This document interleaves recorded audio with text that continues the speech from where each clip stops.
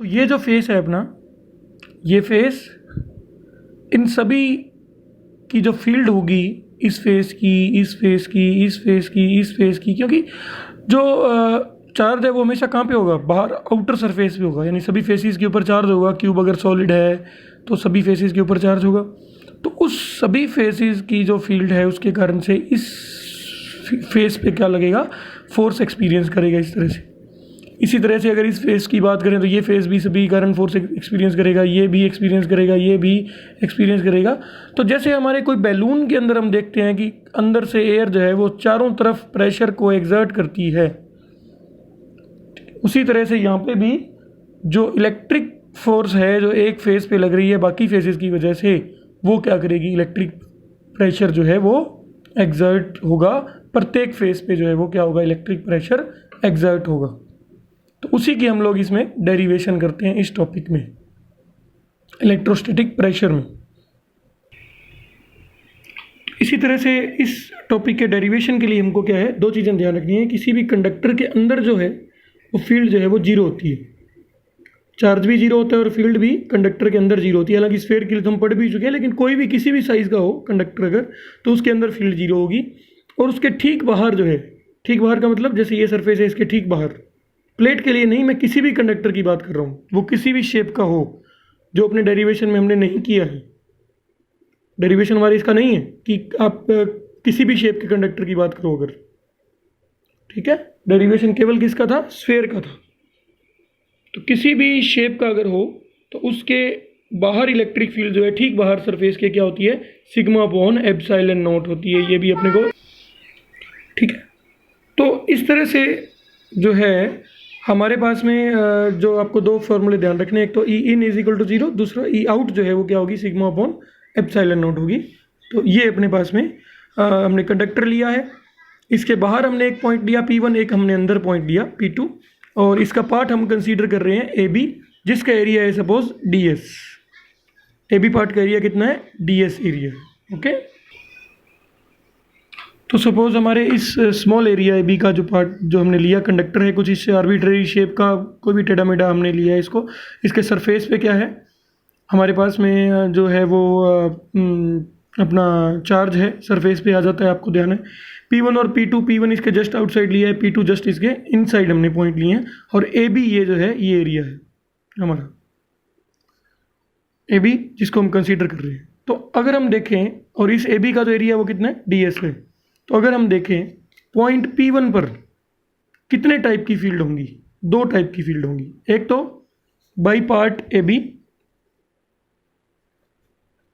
अगर हम position according to question जो हमारी सिचुएशन है उसके अकॉर्डिंग देखें, तो एक तो होगी फील्ड हमारी पार्ट AB के कारण, और उसकी जो वैल्यू है वो हम लिख सकते हैं E due to part AB will be equal to E1। और इसी तरह से E ड्यू टू पार्ट, यानी electric field due to part ACB, जो बाकी ये पूरा पोर्शन है उसकी वजह से हम कह रहे हैं। एक तो इतना पोर्शन हमने मान लिया, ये बाकी पोर्शन हमने मान लिया, रिमेनिंग पोर्शन, इसके कारण भी यहाँ पे फील्ड होगी। तो ये दोनों फील्ड क्या हैं, एक ही डायरेक्शन में होंगी। यानी ये तो हमारा क्या है, जनरल फॉर्मूला है, और ये हम इस पर्टिकुलर केस में देख रहे हैं कि यहाँ पे जो फील्ड है वो क्या होगी, एक तो इस पार्ट की इस डायरेक्शन में, एक जो रिमेनिंग पार्ट है उसका भी हम अगर चार्ज का सेंटर कहीं यहाँ माने तो उसकी फील्ड भी क्या होगी, इस डायरेक्शन में होगी। और अगर हम देखें पॉइंट P पे, तो टोटल फोर्स जो है, नेट फोर्स जो है, E आउट जो है वो कितनी हो जाएगी, E1 प्लस E2 हो जाएगी हमारी। ये तो आया अकॉर्डिंग टू दिस कंडीशन कि हमारी E आउट कितनी आई, E1 प्लस E2 इन इस सिचुएशन में। But according to concept we know that E out की वैल्यू क्या होती है, sigma upon epsilon not. So we know that E1 plus E2 must be equal to sigma upon epsilon not. यानी पूरे conductor के कारण, इस पार्ट और इस पार्ट के कारण जो टोटल फील्ड है वो क्या होनी चाहिए, E1 प्लस E2 जो है वो किसके इक्वल होनी चाहिए, सिग्मा अपॉन एप्सिलॉन नॉट के इक्वल होनी चाहिए।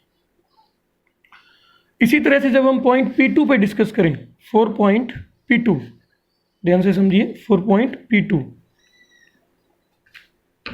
अगर हम इसके लिए डिस्कस करें पॉइंट P2 के लिए, तो P2 पॉइंट पे देखिए ये जो पार्ट है इसके कारण जो फील्ड होगी वो इस डायरेक्शन में होगी। ध्यान से इमेजिनेशन कीजिए। जैसे अगर ये क्यूब का मानते हैं तो इसके कारण अगर यहाँ पे हम फील्ड निकाल रहे हैं तो ये फील्ड किस डायरेक्शन में होगी, इधर होगी। ऐसे ही यहाँ पे इस फेस के कारण जो फील्ड है वो कहाँ होगी, इस डायरेक्शन में। वही अगर हम टेस्ट चार्ज रखेंगे और वो इस डायरेक्शन में, ये जो चार्ज है वो इसको इधर रिपेल करेगा। जबकि इस पूरे पार्ट के कारण फील्ड किस डायरेक्शन में होगी, इस डायरेक्शन में होगी। तो E2 तो हमारी होगी अंदर इस डायरेक्शन में, E1 होगी हमारी इस डायरेक्शन में। E2 तो होगी इधर, E1 होगी इधर। E2 हम किसकी फील्ड मान रहे हैं, ACB की, और E1 किसकी मान रहे हैं, AB की मान रहे हैं। ठीक है, तो इसलिए पॉइंट P2 पे नेट फील्ड जो है वो कितनी हो जाएगी, E1 minus E2, and net field कितनी हो जाएगी, E1 minus E2, and this must be equal to 0, क्योंकि इनसाइड जो फील्ड है वो क्या होती है, 0 होती है। कॉन्सेप्ट वाइज समझेंगे, डेरिवेशन ओनली कुछ ही पॉइंट्स का है। ठीक है, और एक्चुअली हम फील्ड इसलिए कैलकुलेट कर रहे हैं यहाँ पे, वो हम इसलिए फील्ड कैलकुलेट कर रहे हैं कि इस पे ये जो पार्ट है, इस पार्ट पे कितनी फोर्स लग रही है, और फोर्स अपॉन एरिया क्या होता है, प्रेशर होता है। तो हम पहले फोर्स फाइंड करने के लिए हमको क्या निकालना पड़ेगा कि इस पार्ट पे, इस रिमेनिंग पार्ट का या टोटल जो फील्ड है वो है कितनी, उसको हम फाइंड कर रहे हैं। तो यहाँ पे हमने क्या देखा, E1 minus E2 is equal to 0, that means E1 is equal to E2, यानी जो अपना AB पार्ट है और जो अपना ACB रिमेनिंग पार्ट है, दोनों के कारण जो फील्ड है वो आपस में क्या होनी चाहिए, उनका मैग्नीट्यूड आपस में क्या होगा, इक्वल होगा। डायरेक्शन तो हमने यहाँ पे ले ही ली है पॉजिटिव। तो अगर हम इसका यूज़ करें यहाँ पे तो हम लिख सकते हैं 2E2 भी लिख सकते हैं, E1 भी लिख सकते हैं। 2E2 is equal to sigma upon epsilon not, E2 is equal to sigma upon 2 epsilon not. यानी ये जो हमारा AB पार्ट है ये किस फील्ड में मौजूद है, ACB के फील्ड में मौजूद है, और ACB के फील्ड को हमने क्या लिया है, E2। तो E2 की वैल्यू क्या होगी, पार्ट ACB के जो है उसकी फील्ड की वैल्यू क्या होगी, sigma upon 2 epsilon not, sigma upon 2 epsilon. ठीक है, अब अगर हम देखें यहाँ पे तो हमारे पास में जो पार्ट है DS, सपोज उसमें चार्ज है इनक्लोज DQ, सपोज उसमें कितना चार्ज इनक्लोज है, DQ। इन दैट केस हमारे पास में उस चार्ज पे फोर्स कितनी हो जाएगी, फोर्स हो जाएगी F is equal to E2 multiplied by DQ। That means F will be equal to हमारे पास आ जाएगा sigma upon 2 epsilon not into DQ। ठीक है, कैसे आया ये, क्योंकि जो फोर्स होती है वो किसके इक्वल होती है, electric field multiplied by charge. तो उस पार्ट पे चार्ज कितना है, DS पार्ट जो हमने माना है, DQ मान लो चार्ज है इस पे। तो F की वैल्यू क्या आई, sigma upon 2 epsilon not into DQ। कौन से पार्ट पे आई, ये जो हमने पार्ट माना था AB यहाँ पे, और किसके कारण आई, ACB जो बाकी का पोर्शन है वो। ठीक है, जैसे वो क्यूब वाला मैंने एग्जांपल लिया था कि एक फेस बाकी सभी की इलेक्ट्रिक फील्ड में पोजीशन है, इसलिए ये सब हो रहा है।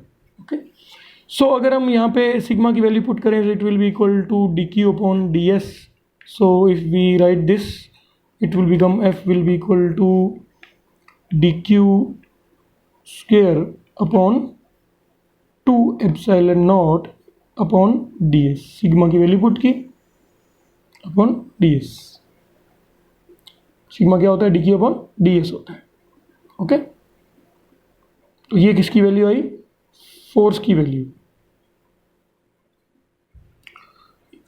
या अपने अगर इसमें अब इसकी जगह पे अगर हम DQ की वैल्यू को पुट करें तो DQ will be equal to sigma into DS।